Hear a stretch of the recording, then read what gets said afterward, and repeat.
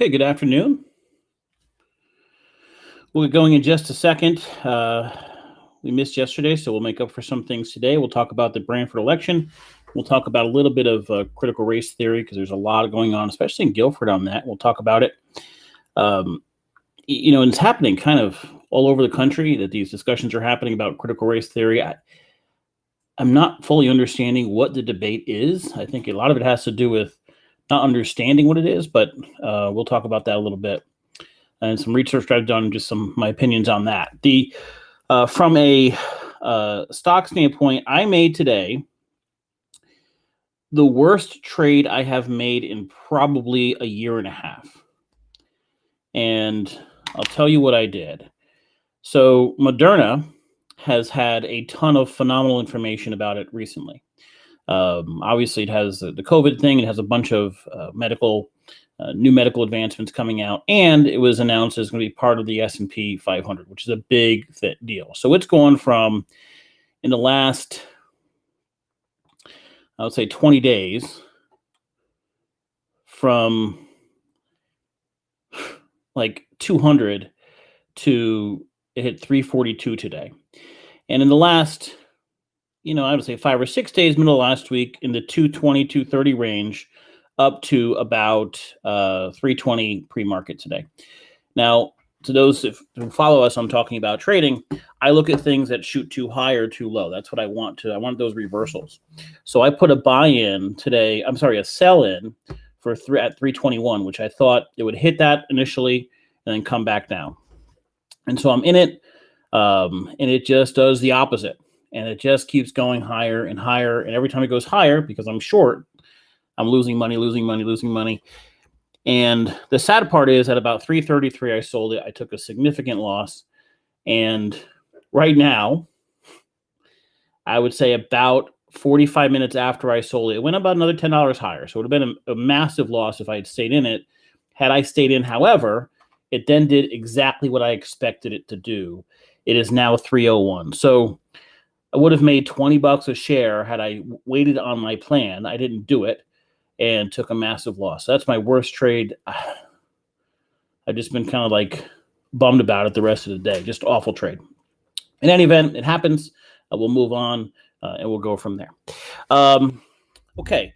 Besides that, last night I went to the grand opening, or not the grand opening, the pre-opening of Cast Iron's pizza, new pizza place. So if you're familiar with the Cast Iron Steakhouse in New Haven, the chef Attilio is opening a pizza place where the pizza's made in cast iron pans, and they're pretty phenomenal. Last night went and tried that for the first time. They had their pre-opening. They will open next Monday for the first time. I'll definitely be down there. It's a different experience. The pizza's different, but phenomenal, very good, and worth going to. That's in the Milford Mall, which is dying, but it has an outside entrance. Hopefully it does really, really well. Okay, from a news standpoint, from today's topics, we'll start with this week. The conventions in Branford will take place, and that means the Democratic Party will pick their candidate, the Republican Party will pick their candidate. We know who we have. Jamie Cosgrove will run on the Republican ticket. Tom Brockett will run on the Republican ticket. On the Democratic ticket. And I have been critical of the Democrats in Branford for a long time. I was a member of the Democratic Town Committee myself. I know them extremely well. My ideology has not changed. My thought process hasn't changed. And we've talked about that many times on this podcast. But this political party, the Democratic Town Committee in Branford, is screwed up. It is just, they've done things that I think are unethical. The leaders have done things that don't make much sense. And the viewpoint has always been that, we just blindly follow whoever we put forward. Tom Brockett, in my opinion, is not a qualified candidate. He has a significant record of being dishonest. He's contradicted himself many times. And I will forever hold people accountable for things that they say purely out of politics. I'll never understand trashing your own budget, trashing your own town, trashing your own leaders because you think it's going to help you politically. Coming out and encouraging the Board of Finance not to pass any more infrastructure bills, I guarantee you tomorrow night he's not stupid enough not to vote for the animal shelter. So in an interview with the paper, he says, I want more infrastructure. In a letter to the Board of Finance, he says he doesn't want more infrastructure. He has given ridiculous and false and misleading comments on town budgets and other projects. I just don't subscribe to that level of dishonesty.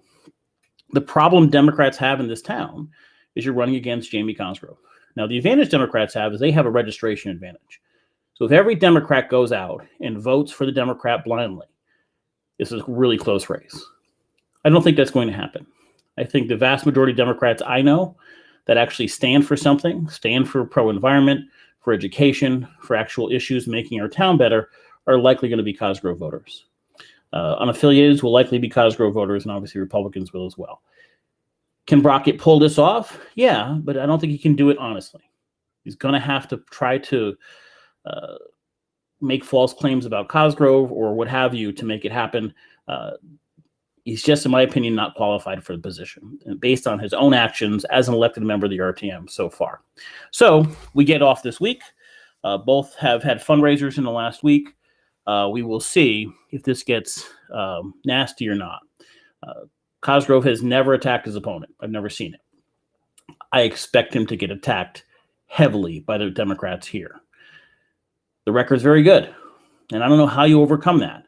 How do you overcome a town that for years couldn't get a senior center done and has it done? Parents that have cried for years to get a Walsh Intermediate School done, that's finally done. Animal shelter will get done with his support. The Blackstone Library project, I don't even agree with, but that got done. So if you're for that, then you're a Cosgrove voter. You did all that with having a significant savings, the best bond rating you can have, and the lowest mill rate of any of our neighboring towns. That's a significant accomplishment. And so we're just getting started. We'll cover it. We'll be talking about it on a regular basis. We'll talk about other towns as well. I know people on both sides of Madison have reached out. Guilford's got some contention going on apparently on lower levels. I'm not sure about first selectman yet. We'll talk about other races as well. But Branford's going to be interesting. We'll go from there. So the main topic for today, I'm sorry, we're getting text. All right, so those that are messaging me personally, you could just post on the chat room. We'll be fine with that. In any event, let's talk about critical race theory. So in the last, I would say, really 6 months, since the beginning of the year, this has become a huge issue. And this idea that schools are teaching it is dominating, especially, I would say, Fox News and the right. And they're fighting against teaching this stuff in school and some sort of indoctrination that they're claiming. I've probably read 15 articles over the weekend and today on critical race theory. And I'm not coming to the conclusion that it's anything all that bad. You know, we already know. Forget this theory for a second. Forget teaching this for a second. Are the laws of our country, have they at least contributed to racism? Yes. I don't think that's up for debate. We know this. We've had laws. We've spent time changing some of those laws. We've spent time counteracting some of those laws. But we have major laws and rules that talk about Black people being counted at 3/5 or women not being able to vote, or different issues with how we've treated Chinese during war times. Or racism has been a part of not just this country, but us as a nation. The idea, or as a nation, as a planet. You know, racism did not start with America. It started well before that. The idea of critical race theory is looking at it by saying, okay, it's not just an individual that may or may not be racist, but in our laws, in our societal decisions, are things implemented that at least contribute to racism. And I think that's true. I think that's inherently true. I think we know that. We have spent enormous amount of time passing laws to try to counteract some of those things. The question is, should we be having that conversation in college or in high school? And for the life of me, I'm not understanding why we shouldn't. That said, I think we should also be adding some aspects, and we'll talk about that in a second. So let's talk about how rules do this. Jack Orphan, when you say we have changed some of those laws, do you know of any racist laws that have not been changed? Jack, let's talk about cocaine. So I am going to, right now, crack still carries heavier heavier penalties than powder cocaine. Okay, do you understand that? Still. It may not be as extreme as it was when the crime bill passed in 94, 95, but it still does. That just is. Now, why is that racist? The penalty for a small amount of crack cocaine and the penalty for a large amount of powder cocaine is about the same. In general, Black people and inner city residents are more likely to use crack cocaine than powder cocaine. So let's talk about this as if we were talking to kids in the classroom. Clearly, when you have strict crime laws, and by the way, Democrats and Republicans were all for this in 94 when this passed. It's a ridiculous bill. Mandatory minimums, huge disparity in drug sentencing. 3 strikes and you're out. But both parties were for it. So let's not get into Democrat versus Republican or left and right. And all the self-righteous people on social media that are like, if you're not for critical race theory, you're racist. Yeah, shove it. You're for whatever your party tells you to be for. So you can shove that. That said, this law passes, and it turns out that it ends up putting behind bars many, many, many Black men. Now, we can get into a discussion on whether it was deserved or not, or the family life they had, or the impact they had on society. But if we're teaching this in a classroom, we ask a bunch of students to start thinking about the impacts of these laws. A white person that gets in trouble for using powder cocaine gets a small sentence because he doesn't have the minimum amount. A Black person in inner city goes to jail for 5 or 10 years because he's using crack, and only a smaller amount sends him to jail. What's the impact of that, not just for those 5 years, but going forward? The white guy goes for a quick sentence and gets out in 6 months. The Black guy goes for 5 years. His kids have no father for 5 years. His wife, girlfriend, whatever, has no income for 5 years.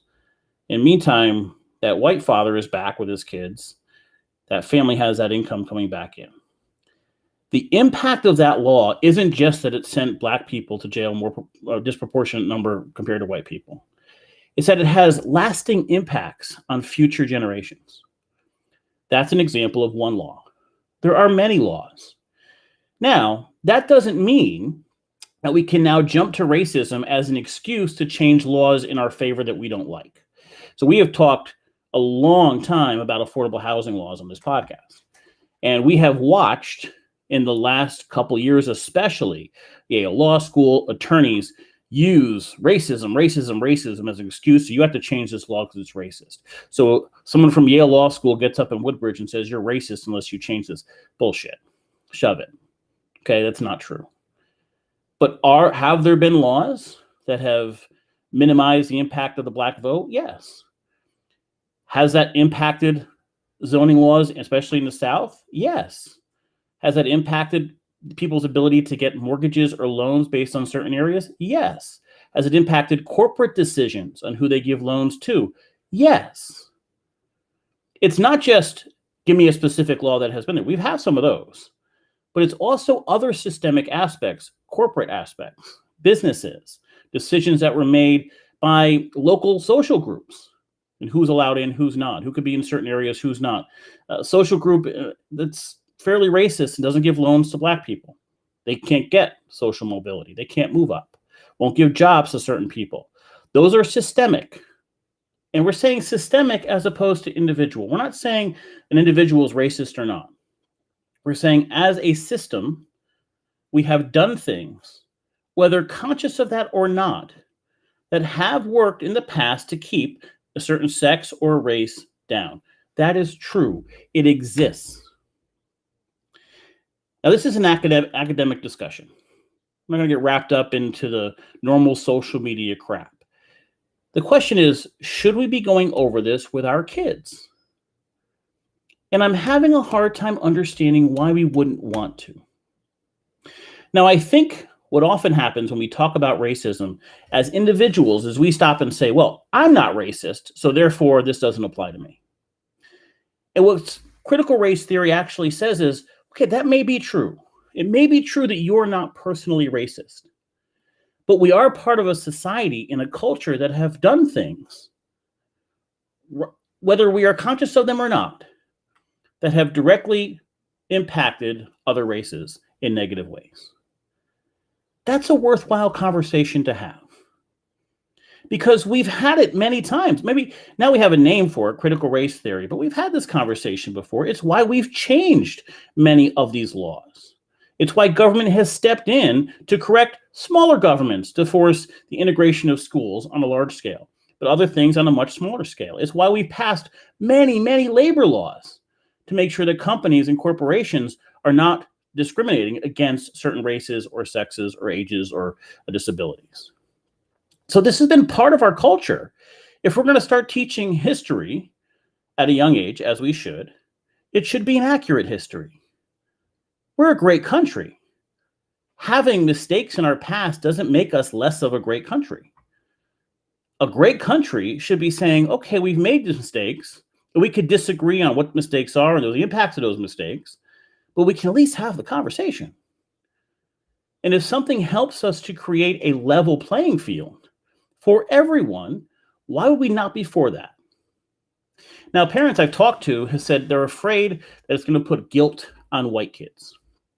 Conversely, afraid that it can give a sense of privilege to Black kids. They deserve something. And we've heard this argument of reparations. There's a South Park episode about a young Jewish boy who goes and sees the Passion of the Christ.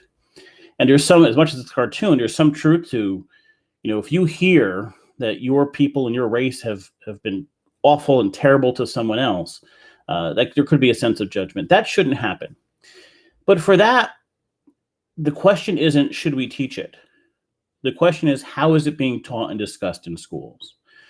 We're expecting a lot from our teachers to be qualified enough and smart enough and wise enough to have the discussion in safe amounts and making sure everyone understands that we're talking about the past. And then it's a separate discussion of what do we do now moving forward to create equality? From a government standpoint, from a political standpoint, we've often changed the conversation to, instead of creating a level playing field, let's make up for past wrongs. And that's where they may lose me. We move on, we're responsible for our own actions. I'm not responsible for my grandfather, my great-grandfather, my great-great-grandfather. So if there's laws we can pass or laws we can fix or discussions we can have about making sure everyone has equal access, that makes sense. If we're going to say this was wrong in the past, so we're going to make up for it, that's a different story. Now, someone actually posted today asking me, well, then how do you feel about Indians? Because we've paid reparations to Indians. We've given land to Indians. Many of the Indian tribes had contracts with the U.S. government. That's a different situation. So from a legal standpoint, things have to take place there to make up for those contracts, which were negated or walked away from years ago. That said, I'm going to go back to my favorite topic. Understanding that we have made mistakes in the past, we also have to teach personal responsibility. We also have to teach that we as individuals can take steps to counteract those things, not just by changing laws, but by the actions we take. We talk about generational wealth and getting ahead as people and as families to our kids and our grandkids. That comes down to very basic things that are not taught enough in schools. Saving money, investing in the stock market, understanding tax laws, land laws, things of that nature. We can't teach all the things that we did wrong and right and have real discussions about the things we did wrong while not teaching there's a system in place that allows you to get out of this. There's a system in place that allows you social mobility. We can't just teach the system's awful, because the system has amazing things built into it. We have capitalism, our judicial system, our legislative system are the best on the planet. So while there are parents concerned that we're just demonizing our past and everything's wrong and everything's terrible, teachers have a lot of responsibility, administrators have a lot of responsibility to make sure the other side is taught as well. Yes, we have things to fix. And that applies to everybody. If you're a corporation and you're the head of a corporation, you're the CEO, you don't want to hear just how great your company is. You want your board to sit there and say, here are the things we need to work on. Here are the things where we can get better. Here's the things where we can give all of our employees opportunities to move up, to earn more, to feed their families better. Here's the ways we can serve our customers better. That's what a good CEO does. That's what a good employee does. They're constantly looking for ways to improve and get better. If we can teach our kids, whether it's called critical race theory or it's called just having the conversation, because now we have a name for it, which is what you do politically, right? These conversations aren't new. Teachers have had these conversations many times. I've had them when I was in school. Now we have a name for it so we can demonize it, but it makes no sense. These conversations are good. Students shouldn't walk out of a classroom feeling guilty or entitled in any way, shape, or form, but looking at the past objectively will allow us to move forward, addressing those things and finding ways that we too can better ourselves and better our future and the generations after us and our kids and our grandkids. Both have to be taught. Now, I read today a bunch of chat rooms. Guilford is going nuts on this, and I don't fully understand it. But, one person posted kind of making fun of critical race theory, something about, a story from a newspaper that their child came home talking about how white people kept black people down or they were given advantages or something. And the joke was, all right, then when you graduate high school, I'll take your money away and you could do it on your own. That's fine. It's a stupid little joke, but that person was attacked mercilessly afterwards. You're racist and you're promoting racism and you're stupid and all that kind of stuff. If you really want to end racism, if you really want to end, it will never end. But if you want to minimize it and make sure everyone has equal opportunity to share their thoughts and ideas, arguing with people just for the sake of arguing, the self-righteous nonsense isn't going to help. Claiming somebody else is racist doesn't help. Yelling at them online doesn't help. If they're racist and they're really not worth talking to, just move on. But if you're going to say, hey, kids, we want to teach you one version of this country, but we're going to be the worst version of ourselves online, how are you helping anything? I simply don't understand it. CRT comes down to one simple premise for me. Why would I ever not want to have a conversation? Why would I ever shy away from an experienced teacher leading a classroom in an intelligent, thought-provoking conversation? Race issues have happened in this country and they still happen. Let's not pretend for a second it's not much, much better than it ever was. This isn't terrible. I know for political purposes, everything's awful and it's the worst it's ever been and nobody can get ahead. That's nonsense. We don't teach people the system so they can't get ahead. We don't teach people to invest and save so they can't get ahead. We have a time now where more people have more saved than ever before in our history.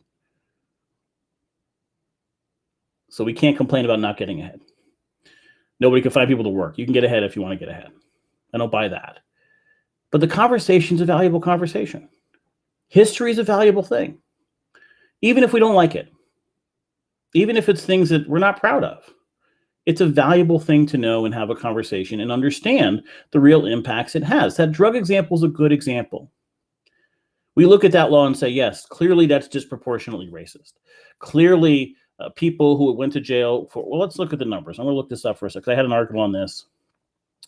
Here you go. Cocaine sentencing disparity is one of the most notable and obvious manifestations of the racist impact of these laws. The 1996 Anti-Drug Abuse Act created a 100-to-1 disparity between the amount of crack cocaine that triggers a federal mandatory minimum sentence versus powder cocaine. So first of all, the existence of a mandatory minimum is absurd. That a judge had no ability to analyze the situation and impact and then give a sentence was crazy. If it matched this level, minimum sentence. That's absurd. So that never should have happened. Again, both sides were for this. Not Democrat versus Republican. And if your head's up your ass and you're some self-righteous, non-rate, whatever thing, no, you're for this. Your party was for this. Everybody was for this. So that's absurd. But the drastic difference in classifications, 100-to-1 difference. Clearly sending more black people, more inner city people to jail for longer sentences than white people in the suburbs. both crack. One was powder, one was a rock. But the impact of that is far more than just the lives of those people. The impact of that on those kids, on income coming into that house, the ability and the options and the opportunities those family had were drastically different and impact them for years. That child without a father for 5 years, 10 years, whatever that sentence was, has a drastic impact. While in the suburbs, the guy's back in 3 months. Not nearly the same impact.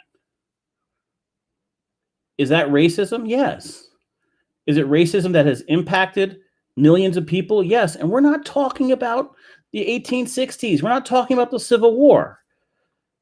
This is 86 and 94. 86, the Anti-Drug Abuse Act. 94 was the crime bill. This is relatively recent. The people impacted by that are recent. Pretend we shouldn't have that conversation is crazy.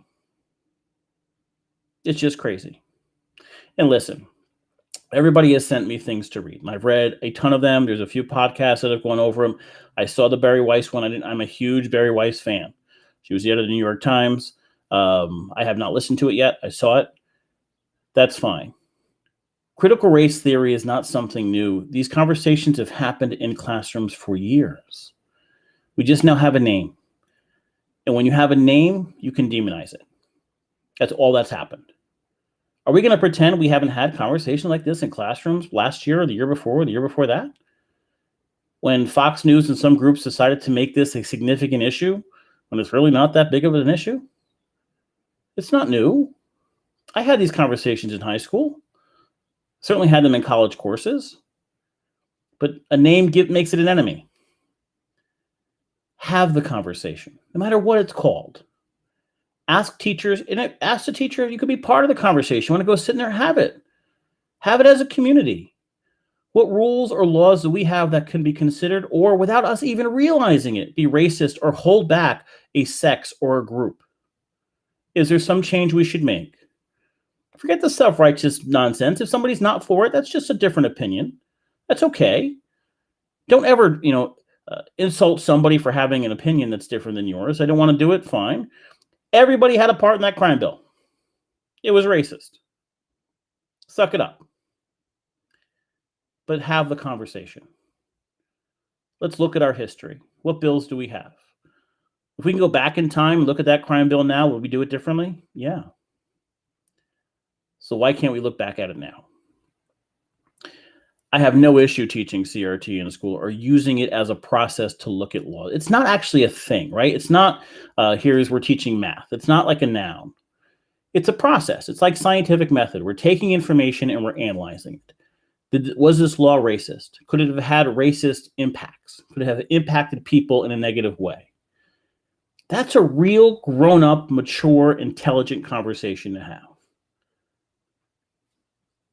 If you as a parent can't have that conversation, I have to question our ability of our kids going forward.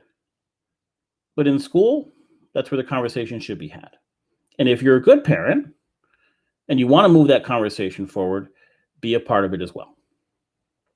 Okay, that's my thoughts on CRT. I've been asked, not kidding, for about 2 months why I'm not talking about this. And I didn't talk about it because I didn't do enough research into it. I've read a few things on it. I've heard a few things about it. I was a little confused as to what all the nonsense, what is this fight about? We don't want CRT in our school. When it's a conversation that's happened in school for years. It's not new. We just have a name for it now. So therefore it's an enemy. No, it's not a big deal. We should be talking about our past. We should be talking about the things we may have done wrong or the laws we passed. We talked today about laws that are relatively recent. We shouldn't end that conversation. All right, that's it for today. We'll be back tomorrow. Again, as always, if there are questions or comments, please send them in. I do have a few emails over the weekend I'll be discussing in the next few days. That being the case, I look forward to seeing you guys tomorrow and have a great night.